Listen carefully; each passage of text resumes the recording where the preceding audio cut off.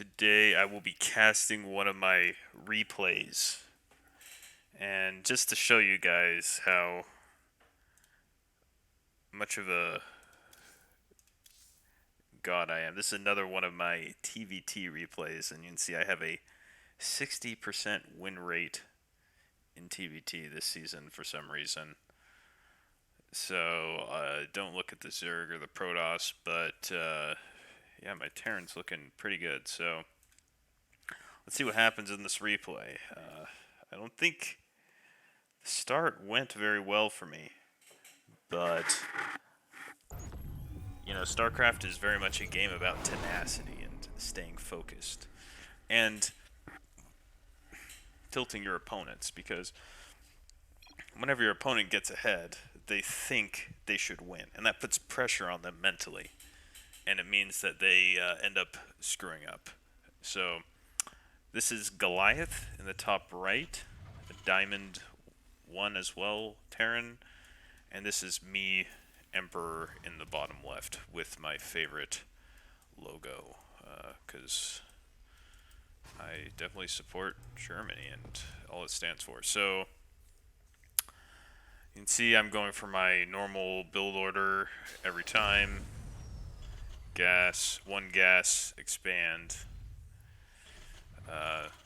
get some advantages a decent amount of the time. And this guy is going for the same exact build, it looks like. Yep.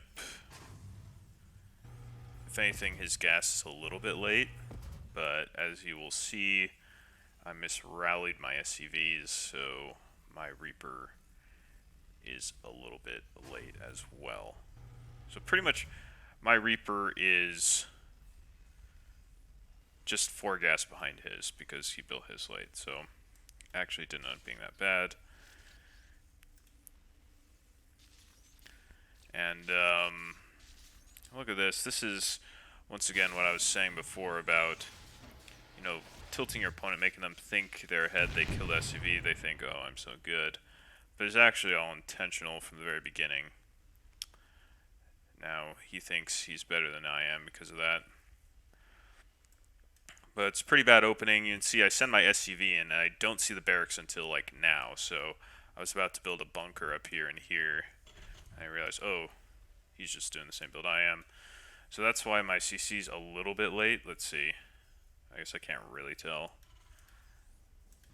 Yeah, mine's like a few seconds behind. It's not bad at all. He sends his Reaper. Does he actually get my SCV? No, I mean, if he had auto-attacked, maybe he could have, but I could have just defended with my Reaper. So let's see. He goes for a 2-1-1. I didn't realize that before. Now, 2-1-1s against Terran are less of a real build as they are against Zerg. Oh wait, this isn't even a 2-on-1 because he built the factory before the barracks. So this is just weird, is kind of what it is. It's just very odd. He doesn't even go for a Hellion. So very interesting. I'm actually interested by this build order. Did he go for, like, why is his factory before mine, I guess? Maybe I built mine late. Well, it doesn't matter. He goes for 2 Marines.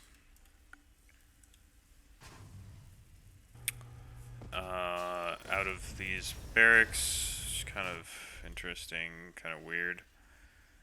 And then just not super constant SUV production. Just for a medevac. Just all around very odd build from our friend Goliath here. Like, maybe he's too used to playing StarCraft 1 because his name is Goliath. Maybe he thinks he's playing StarCraft 1, but he's in for a rude awakening when he clicks on this factory because there is no Goliath. There is no cheap unit that can attack both air and ground in this game. I guess you could count the Cyclone. the Cyclone's no replacement for the Goliath. Any true StarCraft 1 fan will agree with me there. I think the closest thing is the Thor, but that's why I said cheap before, because Thor is expensive. I guess the similarity with the Thor is that it requires an armory as well. But either way, this guy is forgoing a third CC for 3 barracks, but he's not even pumping Marines off a reactor. He's just going for the 2 barracks. Maybe he doesn't know what a reactor is. This could be possible. I shouldn't be making fun, though, because of what happens later on in this game, but either way, we are even supply. I have more workers. He has more turd Marines with no upgrades. He's getting his stim kind of fast. You can see my stim is still a bit away. I still need to switch these and start my stim, but, you know, it's actually not going to be that much later than his. I do have my Hellions sitting here, which I could have scout if I want. It's very interesting tank positioning. I actually don't think it's bad. You just control this area. Of course, if I were to go across with, or if I had like a Raven, like 2 base tank push, it would be pretty easy to pick off, but okay. So I'm getting up my 3 racks. I have my 3rd base going. His 3rd is way behind. He's finally got a reactor. eBay, no upgrade started.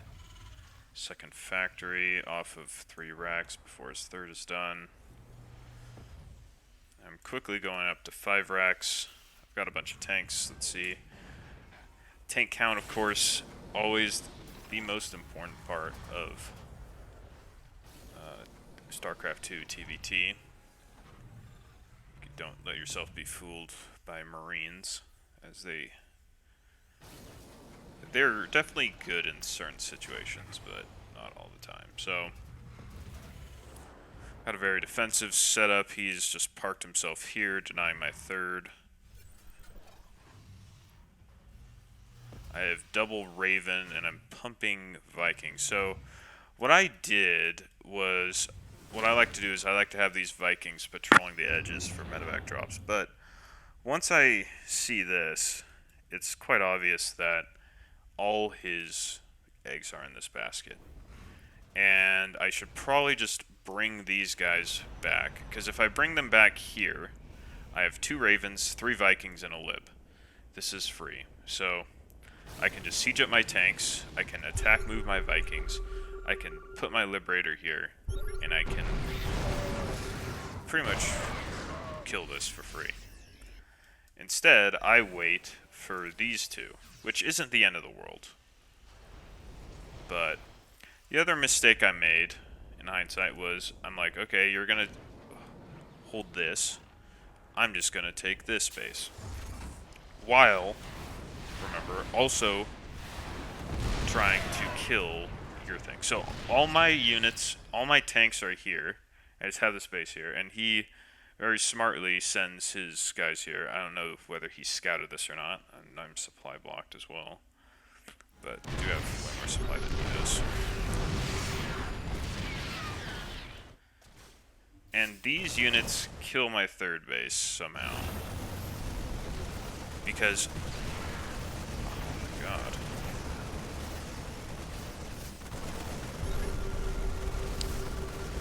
So, this is where I talk about tenacity, because it's easy to look at this and say, okay, the game is over. He has, I know he had his 3rd base up.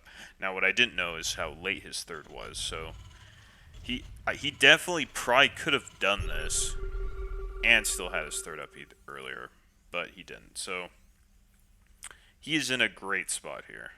He has his 3rd. My 3rd still hasn't started. He picks off my Liberator and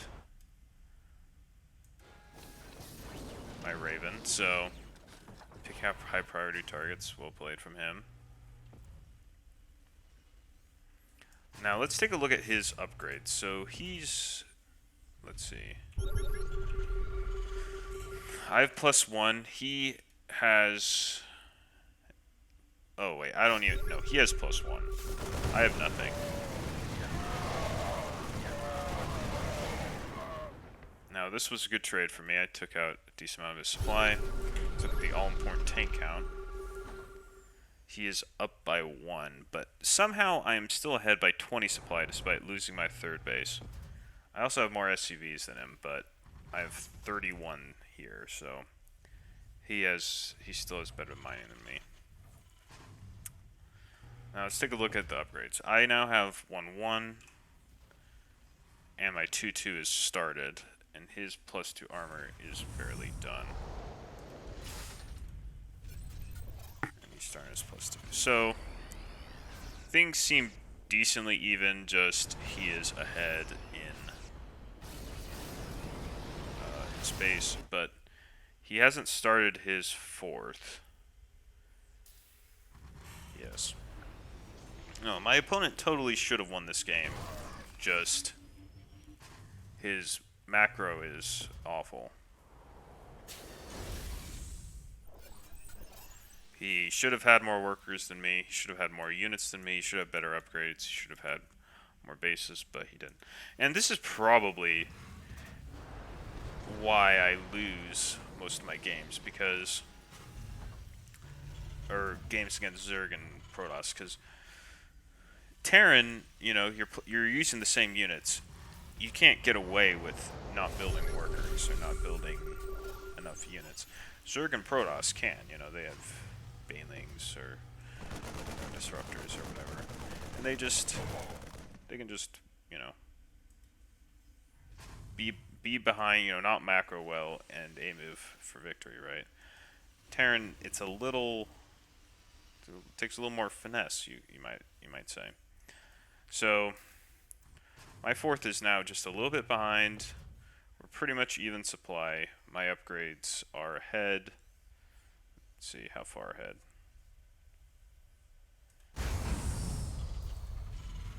I guess I can't check on this overlay, which kind of sucks. Let's take a look at production, which is also very important. He's transitioning into Marauders. So this is pretty bad. Pretty bad, because he must know that I'm not going for mech, right? Because why else would you build Marauders? Because they just suck compared to Marines. They suck against Marines. They're good against tanks, but the bio army doesn't fight the tanks mostly. Tanks fight the tanks, and then if you get your Marines on top of the tanks, the Marines are going to kill them just the same, right? So you'd rather have things that have good DPS against the Marines, which Marauders do not have. So my 3-3 is going. He is 3 +3 hasn't started yet, and his +2 isn't done yet. Now let's look at the all-important tank count. He is far ahead of me. He has almost double the tank count. I have more Marines. I'm just starting my 4th base. I've got this harassment squad. And I have most of my defenses here, but I have some small defenses here. But you can see I kind of have my defenses half defending this area and half defending that area, which allows him to pretty much, if he attacks either one, he wrecks it, right? So maybe I'd be better off having 3 tanks back here or up here. And once again, I lose my base. But this time, I get some counter damage. I kill off his 5th CC. Putting pressure on his natural. He leaves because he can't run up against this ramp. And now I am finally in a supply deficit. Let's take a look at the upgrades. His +3 attack has started.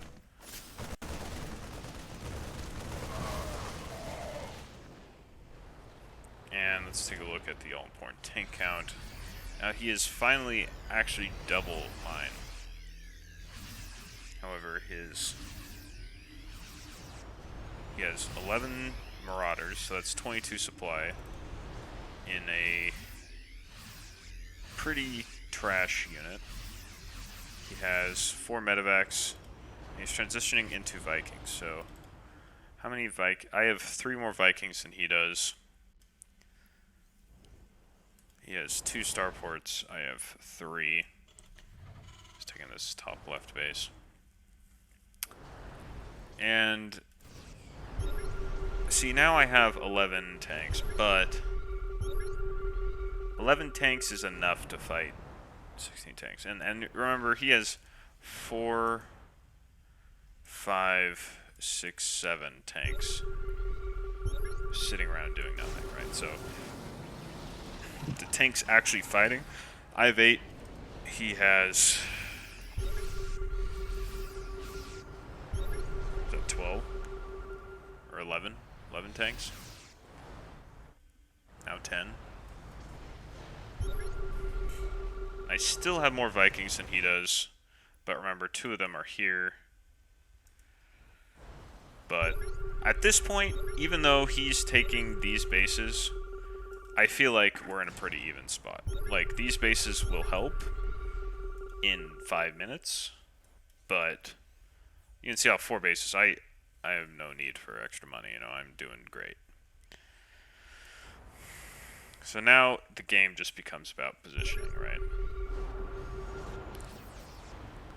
So he is probably trying to go through here. He wants to get through this area or this area. Or you could go back to this area again, but he's moved here.